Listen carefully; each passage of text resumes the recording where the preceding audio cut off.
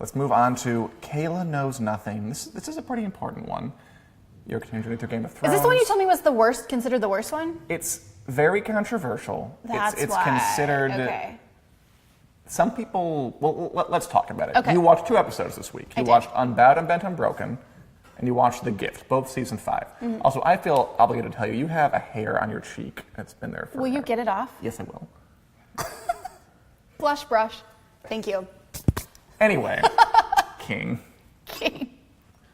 I don't think we're doing this right. We'll get to it. So, these are 2 episodes in season 5, middle of season 5. Let's just talk about it first. Let's talk about Sansa. The reason this episode is so controversial is because at the end of the episode, Sansa gets married to Ramsay, after we've known what happened for a while, and there's a very disturbing rape scene. Yes. It's her wedding night. Now, this caused... Not how that's supposed to go. Ideally, no. Now, this caused a lot of consternation. Like, there were people that swore off the show because of it. Wow. These are some pretty loyal fans. I'm not sure if they stuck to that. But they said they weren't going to watch it anymore.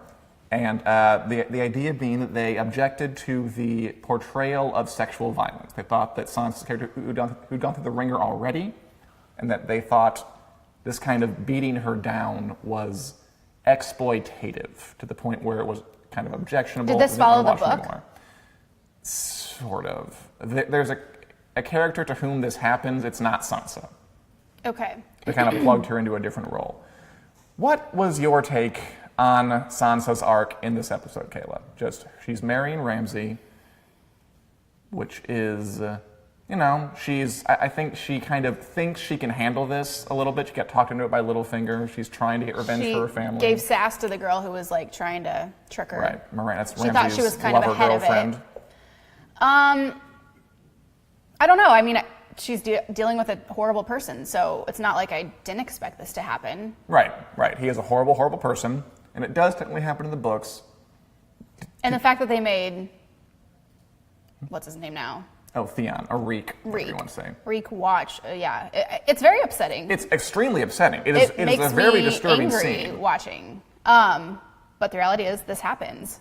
Yeah, I mean, I'm with you. It was a very, very disturbing scene. And even when I watched probably it the a first lot time, back it was. then, too, so. I mean, we've talked before about how this is a society where women are, at least highborn ones, are kind of used as like trading pieces in terms of the marriage. You get married to somebody else. It's not really because you love them a lot of the times. It's often because it's a way to forge an alliance or kind of start a relationship, a financial relationship or whatever. That's what this is. And Ramsay happens to be a terrible, terrible, terrible person. I thought the scene was tremendously disturbing. I think it's meant to be. I didn't want to watch. Like, I wanted to look away. Right, they don't show a lot, right? No, they don't. They didn't. But it's obviously cut away implied. To Theon's crying face. Right. At the end. And that raised controversy, too, that they thought it should have been more on Sansa, that kind of putting it on Theon made it not about her. We just can't please anyone. I do think there's an element of that, that people will find things to complain about. Personally, I thought the scene, for what it was well handled. I would have rather watched Theon crying than the other. Sure, that makes sense. I mean, I think it was supposed to be disturbing. It was disturbing. I think it was a success. As a scene. For what it was, yes. But that was the Sansa controversy, and it goes on to this day. I mean, for the crowd who said this isn't right to show, like, I hope it sheds light on it. I hope it makes people. Yeah, me too. Actually, and it did. I think. I'm glad it upsets people because it should. Yeah, it's incredibly upsetting. And Sophie Turner went on to become kind of an activist after that. She traveled to Africa and other countries to kind of promote organizations that were against sexual violence. So it has had some interesting fallout. Okay. So, okay, good. So that's part of the reason that episode is considered so dicey. That makes sense now. The other reason it's considered not a huge fan favorite is the stuff down in Dorne. Ooh, can we have a map up here? It's in the south part, who cares? The beachy place. Yes. So what happens in the Dornish scenes this week? Jaime and Bronn attempt to get... King. Attempt to get Jaime's daughter and Cersei's. Marcella Baratheon. Marcella. Why? So you said this was considered bad? For different reasons, but yeah. Oh, okay. So they go to get her, and she doesn't want to leave. She's like, "No, I like it here. I'm engaged to get married, and This I'm cute good. little boy, yeah. See you guys." Why is that considered bad? People are not big fans of Oberyn's daughters, the Sand Snakes. They think the whole plot was kind of like just kind of jumbled and kind of mishandled and doesn't really hold up under a lot of logic. Yeah, I feel like they wouldn't have that much power. I feel like they wouldn't have that much freedom or power. Who? The daughters. Oh yeah, that's true. I mean, To just go out and be like, we're going to attack these people. well, there's a point about Dorne that's in the books. Not really, they don't bring it up on the show, where unlike the rest of the Seven Kingdoms, in Dorne, women can inherit. They're a little more progressive down in Dorne, so the women are not quite as underfoot. I see. In terms of society down in Dorne. So that happens, and then it gets broken up. Prince Doran and Areo Hota, his big axe-wielding bodyguard, come and say, like, everybody go to your room, this is some nonsense, leave. And Jaime interacts with his daughter for the first time in a while. What's their relationship like? Or what's she like? She doesn't know that's her dad, right? No. So she's just kind of like standoffish, like, you guys sent me here, I've been here forever now, and Well, she has, now you show up and care, like, I'm supposed to marry this guy, and I'm happy. Are you sympathetic with that? A little, yeah. I kind of like her because she's very sunny, right? She's very not Game of Thronesy. Right, that means she's probably gonna die. I mean, probably, but I mean, I remember watching this and thinking, just like she's talking with Trystane, her fiance dude, and I thought it was like in a different show, like where they're talking about romance and marriage and making out in a garden. Just like this seems so happy and weird. Which No can be drama, nice. yeah. It was a nice contrast. Yeah, I like her. Yeah, not bad. She's not whiny. Yes, and then there was the scene in not yet. Then there was the scene in the jail cell where Bronn is interacting with the Sand Snakes, and there's a bit of gratuitous TNA. What do you make of that? I didn't know what that was. She was just seducing him, right? Basically, Why? They were like in separate cells. they were. And then he starts dying, I guess, because the sword had poison on it that That's the struck dagger him. she cut him with. Yes. So then she gives him the stuff to say. He had to say that she's the most beautiful girl in the world or something. Yeah, because she's like that. Are they around a while? The girls. They're around for a while, yeah. Dan, you're saying that so. Are you okay with that? Are you into that? Yeah, I think that's fine. Well, I think the interpretation that they had online back then was that she cut him with a dagger, right? So the poison's in him. She knows she wants to make it work to make him start to go down. So she exposes herself to get his blood pumping a little harder. Oh, okay, that makes sense. Or just HBO wanted some breasts in the show and they made it Because we happen. didn't have any of that episode and needed some. We didn't. There was a huge lack of it. I haven't been taking notes, so I want to know. And then he had to tell her, yes, you're the most beautiful girl in the world. Here's something to drink that will... Only girl in the world. Rihanna? Is that Rihanna? Yes, That kind of... So he's good now? He drank the stuff and he's Yeah. good? Okay, so he's not dying. Tuck that away, though, that poison exists.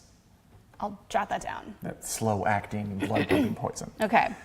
Anyway, moving on. Why don't we go over to... Random question. Yes. Lauren Brock wants to know, if you lived in Westeros, where would you live? If we lived in Westeros, where would we live? Well, I forgot your name, but I think it was King, right? King. Lauren. I'd live in Dorne. I mean, I know that the show kind of botched the plot a bit, but it is very nice. I mean, it's looks sunny. beachy, warm. It's beachy, yes. A little bit more progressive socially. That's where I would want to live. I mean, I don't want to have to talk to the Sand Snakes, but I do want to live at like a nice palatial estate somewhere. How about you? That or... I'm trying to think. Marine? Marine, okay. That's sunny too, right? It's sunny. I mean, that currently has... Actually, no, I don't live there. That's sad. There's just like a lot of... I feel like something's going to... There's a lot of strife. Blow I mean, up there's soon. like former slaves who are I'm struggling going to go with work. you to Dorne. Good. I mean, Dorne Let's is lay on the just beach and drink pretty. our fruity drinks with umbrellas. I mean, look, I know that the North has all the noble people in it, but it's so cold. It's just, I'd rather not hang out there my entire life. You can find Dan and I on a beach. Although in I really Dorne. do, I admire the Starks and think they're great rulers, but God, it's so cold. So I'm all for Dorne. King me. King. You don't have to. Totally not how it works. Well, we're not saying it. I chose a bad word. Oh, that's true. And actually, that is how it works, I guess. Anyway, neither here nor there. Where are we going next? We're going to Bravos. 'Kay. Where Arya is hanging out. with I the do faceless not man. like the road she is going down. Okay, It's why very not? upsetting. Well, she's basically in a morgue, yes? Yeah, more or less. Very elaborate morgue Which, with. bye, I'd be there 2 seconds and leave. That Remember though- totally freaks me out. I watched My Girl when I was little and I had nightmares for know what that years. is. You've never seen My Girl? And I don't think I want to now that you're talking about it. Oh, well. Anyway, she gets stuck in a morgue and Gotcha. it's very scary. And I watched Remember it though, very young. Arya has been around death a lot. I mean, she's killed people, quite a few people at this point. Yeah, she's pretty strong, I'd say. I don't understand what's going on. So they clean these bodies. They take them away where she doesn't know where they're taking them. Right. And then she's trained to lie about her past. She's trained to lie in general. Because the psycho girl comes in and tells her the story, and she's like, "Oh, did you believe me?" She's She's like, what? I don't know. So What are you then, talking what's his name now? Jaqen Hagar. Do we still call him that? Yeah. What is his other name? No one. Man with the faceless man? They're all faceless men. She's Oh. trying to become a faceless man. Got another question. Sure. Does everyone who works at the House of Black and White want to be faceless men, or are there people who work there volunteer? That's a good question. Does everyone who works at the House Black and White want to be a faceless man, or some volunteers? I don't know. They're very mysterious over there with the faceless men. That's part of the appeal / frustrating thing about this whole storyline, which I think Kayla was just elucidating for us. Yeah, I don't. Okay, so she doesn't know what they do with the bodies. Then she finally passes a test, I guess, with lying. She basically talks a young girl into physician-assisted suicide. That, I hated that. Yeah? Well, because she lied about the story, so I knew this was going down a dark road anyway. So yeah, she gives this girl who's sick this water to drink. Poison. Poison. From the well. And then she dies. So I guess is that your initiation? You have to kill someone? It seems like that. Their concern with her, remember a couple episodes back, they're trying to get her to become no one, to give up her identity. She's Arya Stark. She's She not is. no one. She has a very strong identity. Is her hidden sword going to come into play at all? She hid it. I mean, I doubt they'd hide it and then just leave it there forever. Okay, good. She wants to be a faceless man because they're assassins. That's their deal. And she has that list, remember. She has people she wants to kill. Okay, so She got Cersei. Yep. She got the Mountain. that's okay. So and he's the one that killed the 3 people that she requested. Yeah. So that's why Like she's seasons following ago. him, because he's a really, Okay. really good killer. She wants him to teach her. Got it. The problem is, with this organization, they only do it if you're willing to kind of give up your identity, become no one. And she's struggling with that. They're not sure she can pull it off. They seem, when she kills somebody, which is what they do, they are faceless men. They are about death. They're about killing people. And it's not always assassinations. Like this girl was, it was basically palliative care, where you're suffering and they give you so many medications knowing that it'll kill you, but it'll also get rid of your pain, which is a thing that happens. That's kind of what they did in this circumstance. And there's all kinds of moral things we're talking about. Not really for this podcast, frankly, or for this show. I have a lot of thoughts on that, but yeah, for another day. for a different show. It's a very complex topic. Like that movie with Daenerys. Oh, right. Yeah, Me Before You. Me Before You. I bawled like a baby. Oh, it was very upsetting. Anyway, that's what she's doing, and she proves to them that she's at least worth continuing her training when she talks this girl into killing herself, basically. And they show And her she was this- believable, so it worked. Yeah. And that was their goal. So then she gets taken to the creepiest room I've ever seen, The Hall of Faces. and it's just faces on all of these huge displays. They are the faceless men. What's that? People are yelling king. King. King. You got to yell "King" when they have it. What will we do if you don't? We'll never know. So I didn't understand this. Fair enough. We have 2 of the bottles. Dan, are you present? I'm totally here for this. So what are the faces there for? It's just like a Hall of Fame of people they've killed? That's part of it. I mean, remember, they're called faceless men, so think about that. And remember that when we... Do they use those faces to disguise themselves? When we saw him in season 2, he changed his face. Right. And he changed his face from when Arya first came here. He had like another face on it, a face of a African-American gentleman. Or Americans in this, I feel like Americans this in is, this world. this is from a horror movie, isn't it? Where they put on faces? Probably, like Ed Gein kind of thing. But those faces are going to be used in some of those wacky rituals. So I think you're on the right track. But we'll find out more what happens in the near future with Arya. Okay, but I don't like her storyline right now. No, I don't blame you. She's on a dark path. Both, I liked it better when both she was with the Hound. The Hound and Who's she talking trouncing about? through the forest. What? I like that bit where she's lying to him and says that I hated the Hound. He's like, no, you didn't. Yeah, he keeps whipping her. Yeah. So that means she liked She him. lies even to Oh. herself. How about Tyrion and Jorah? They go on an adventure. I mean, they've been on this road trip this entire time. My favorite. For the record, everyone, Tyrion's my favorite. He's so funny. He He keeps a it hilarious light, guy. even in Keeps it snappy. even in dark times. I mean, they're getting sold into slavery. It's really an adventure a minute for Tyrion and Jorah this season. They're getting sold into slavery. He's beating a guy with chains. He's such a to prove sweet that he's talker. worthy. He is. He always gets himself out of sticky situations. And then at the end of it, he and Daenerys come face to face. They do. Well, she sees that it's Jorah. Jorah, whatever. And she says, take him away immediately. And then he's like, no, I brought you something. And then out comes Tyrion. And he goes, I'm Tyrion Lannister. And then scene. What happens with that? I mean, where do they go from there? Now that they're... What do you want Daenerys to do with Tyrion? I want them to form an alliance.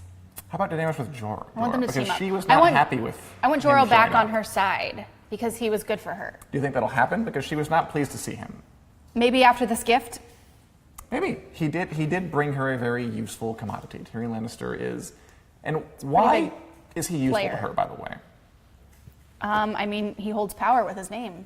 He does. It's an important name. And, I mean, keep in mind, and this is something he brought up, Daenerys, even though she has a good claim to Westeros, she's never actually been there. Oh, true. Yes. She's grown up here the entire time. I mean, when she was a so baby, she'll she need was here. someone with her that's I mean, familiar. Yeah, Tyrion knows Westeros very, very well. If she can get him on the side, that's a good thing. He could help her a lot when they go over there. Good point. Any other comments about... Oh, King.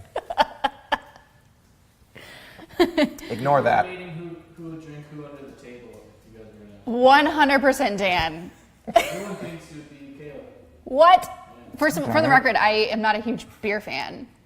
Love my wine. Love my whiskey. Don't love beer. It'd be this guy. No, Dan, I would put my money on you out of anyone in this office. Okay, look, I'll say this. I've said it before. Whenever we do this, I get self-conscious. I'm thinking like, am I more of a drunk than I think I am? Because I don't think about it, but then I'm here and I'm drinking more than you, and I'm like, my God, I may have a problem. No, it's not a problem. But again, different live show, different topic, different time. Yes. Anyway, Throw it back moving in. on. How about going off to kind of the north, Castle Black and Stannis' camp? Yes. So Maester Aemon, kind of Daenerys' last living relative, dies. And Donezo. Sansa witnessed it. Gone. But again, Bit the I think dust. the first person to die of natural causes on this show. Yes, exactly. He made it. He made it. To the very he was bitter He end. was over 100 years old. He died because he was really, really old. You don't see that a lot The on way this show. the Lord intended it. Exactly. I loved his final moments. He was talking. Oh, he mentioned egg. I dreamed I was old. That's Egg from Duncan Egg. Nah, I missed that. I mean, of course. Why would you know that? At his funeral, Alistair Thorne, the Master at Arms, the nasty guy who's been kind of hounding Yes. Sam and Jon for a long time, He's always mean to John. yes, told Sam that you're losing all your friends. What did he mean by that? All of his allies are dying? I don't know. Pretty much. I mean, Maester Aemon Well, was John's an ally of gone him. now. John's and gone. That was his main protection. Remember where he's going? He's with Tormund Giantsbane. Yes. He's heading to rescue a bunch of wildlings who are He said stranded he wouldn't beyond the go wall. without him. He wanted him to go with him, so Right. that's where he is.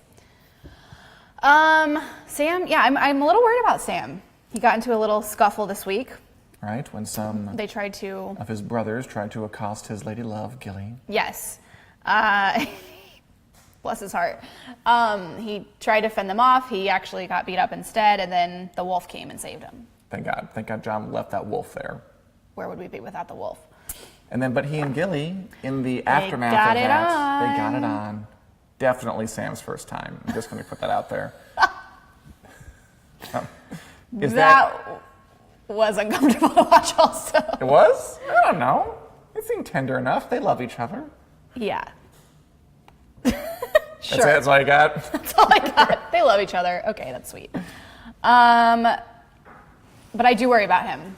No, I think you should. How are they going to keep this from recurring? I What? mean, The sex? no, the sex, I think he'd like it to recur. The fact that there are people here who mean them harm. Like, John's not very popular. John is seen as a traitor for trying to save these wildling But enemies. he was keeping them safe for so long and no one bothered him just because he's good at fighting, I guess. What, John? Yeah. Like no one's bothered them before. No, I mean, this is the first time because John's away. But I mean, remember, this is all men here. Gilly's the first woman to like stay here for a long time. And a lot of these guys are there because they were rapists or thieves or murderers or Being something. the only girl there is also not It's gotta be rough. going well for her. What should they do? Escape? They could. And Maestring, before he died, told them to get south. Oh, true. Because the winter's coming, the wet walkers are coming. There's no better place to be. Get that baby out of there. Yes. And that Save yourselves. woman and that fat man. Get them south somewhere safe. Is a solution they could take. We'll see if they do. And in Stannis' camp, we got to touch it really quickly. Oh, okay. So Stannis is on the march to Winterfell, right? He wants to take out those Boltons. Yep. He's snowbound. Yes. Basically. He cannot get anywhere. No. And Melisandre basically makes a veiled suggestion to him about how to get out of this snowstorm. Does she want him to sacrifice his daughter? She does. That crazy Bia. I'm gonna drink to that. It wasn't king. No, that was close enough.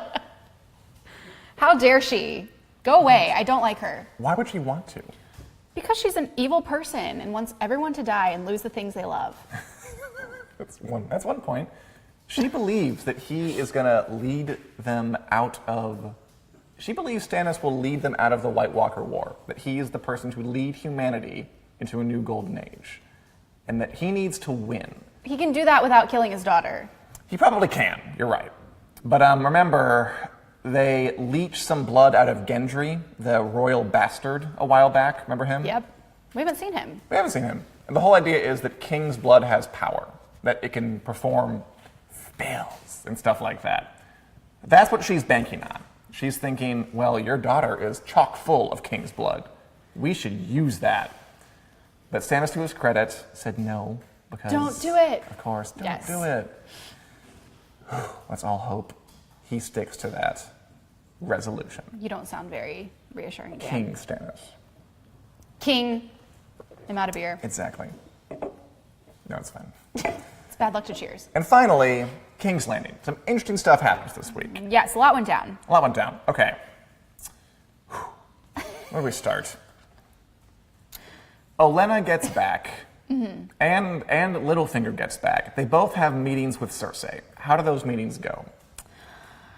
Littlefinger is just playing these people like no one's business. Like a fiddle? Like a fiddle. Like a fiddle. He reveals that Sansa's alive. She's going to marry Ramsay Bolton, Which she did. which she did, but he orchestrated all of this. It's all part of his plan, I feel like. He's the puppeteer.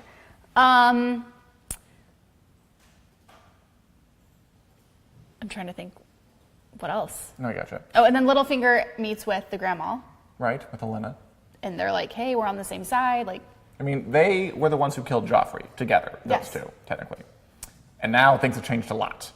Like, okay, but go back to Littlefinger Cersei conversation really quickly. What do they get out of that arrangement? Littlefinger basically says, so Ramsay and Sansa are going to marry, which he arranged, but he doesn't tell her that. right. The Boltons are supposed to be working for you, but they've taken this girl who we know you want dead. Cersei wants Sansa really, really dead. Really, really dead. And are taking her in and marrying her. And she's very upset by that. But don't worry, I control the Vale. I can go in there and wipe them out if you name me Warden of the North. That's what he wants. He wants out a of title. this. He wants that. He already controls the Vale, and he's the heir of Harrenhal, which is somewhere in here. Now he wants to be Warden of the North.